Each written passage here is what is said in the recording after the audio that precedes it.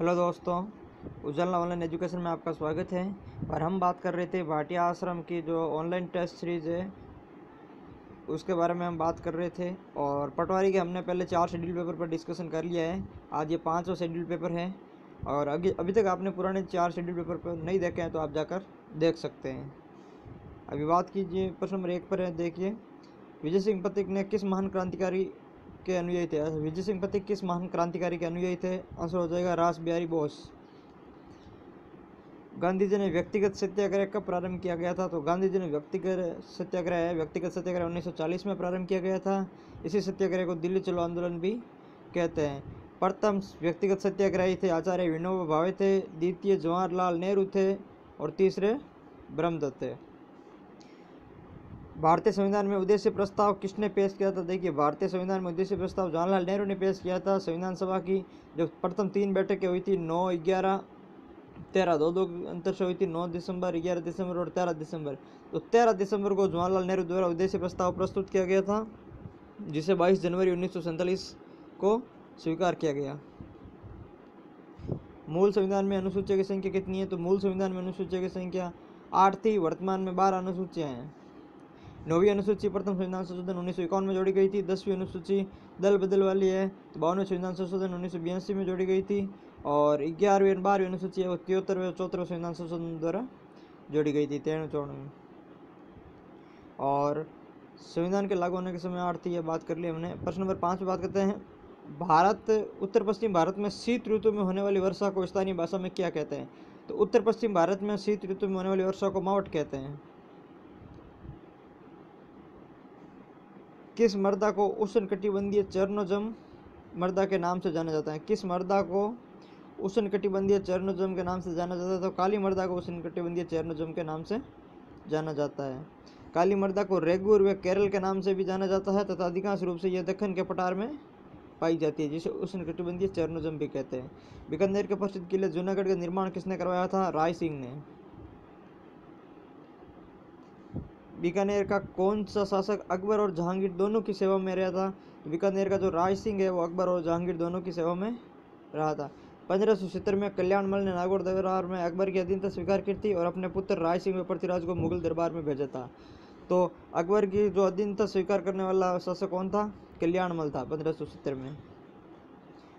राज्य वित्त आयोग अपनी रिपोर्ट किसे सौंपता है? राज्यपाल को। राज्य वित्त आयोग अपनी रिपोर्ट राज्यपाल को सौंपता है। ठीक है, राज्यपाल इस रिपोर्ट को विधानसभा में रखता है। किस गवर्नर जनरल ने भारत में सती प्रथा पर रोक लगाई थी? देखिए, भारत में सती प्रथा पर रोक लगाई थी लॉर्ड विलियम बेंटिंक ने। 1829 में राजा राममोहन राय के प्रयत्न से विलियम बेंटिंक ने सती प्रथा को गैरकानूनी घोषित किया था। किस रियासत ने सर्वप्रथम डाकन प्रथा को गैरकानूनी घोषित किया था? तो डाकन प्रथा को उदयपुर रियासत ने सर्वप्रथम गैरकानूनी घोषित किया था। सर्वप्रथम जेसी ब्रुक ने खेरवाड़ा उदयपुर में इस प्रथा को गैरकानूनी घोषित किया था। जेसी ब्रुक, खेरवाड़ा। डाकन प्रथा 1853। राजस्थान का सर्वाधिक पशु घनत्व जिला कौन सा है? तो सर्वाधिक पशु घनत्व जिला है वो दौसा है। दौसा और राजसमंद में बराबर पशु घनत्व है। सर्वप्रथम राजस्थान की किस रियासत में सती प्रथा को गैरकानूनी घोषित किया था? तो सर्वप्रथम सती प्रथा को बूंदी में गैरकानूनी घोषित किया गया था। देखिए, 1822 में बूंदी में सती प्रथा को गैरकानूनी घोषित किया गया था।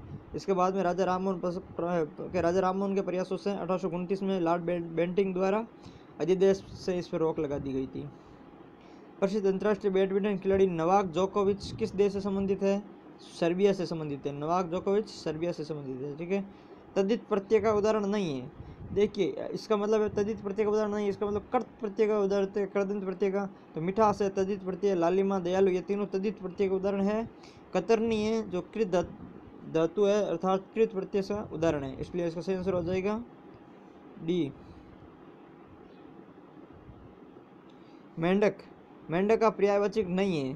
तो देखिए, मंडूक, दादुर, हरी, भेक, ये शार्दुल, ये सब मेंढक के पर्यायवाचक है। पिकानंद है वो मेंढक के पर्यायवाचक नहीं है। पिकानंद बसंत का पर्यायवाचक है। ठीक है, पृथ्वी के समस्त जीवों की संरचना और उनके कार्यों की मूल इकाई है। तो पृथ्वी के समस्त जीवों की संरचना और उनके कार्यों की मूल इकाई कोशिका होती है।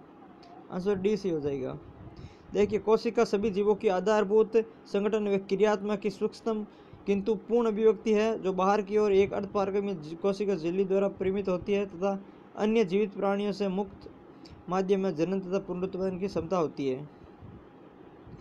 कोशिका सिद्धांत देखिए, कोशिका सिद्धांत किसके द्वारा दिया गया था?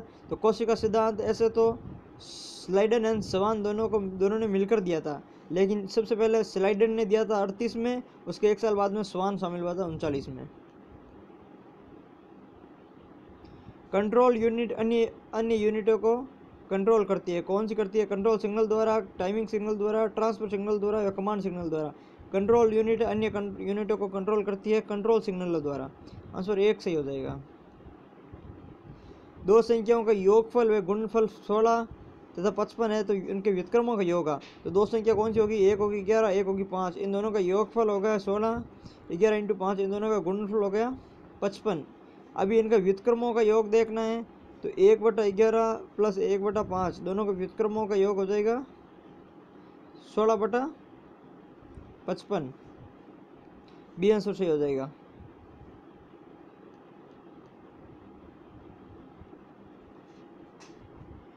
एक संख्या को जब 49 से विभाजित किया जाता है तो 32 सेंसफल आता है, तदनुसार उसे 7 से विभाजित किया जाता है तो सेंसफल, तो सेंसफल में वापस 7 से विभाजित कर जाते हैं तो 7 × 28 आता है और 4 सेंसफल बच जाता है। इसका सही आंसर हो जाएगा 4।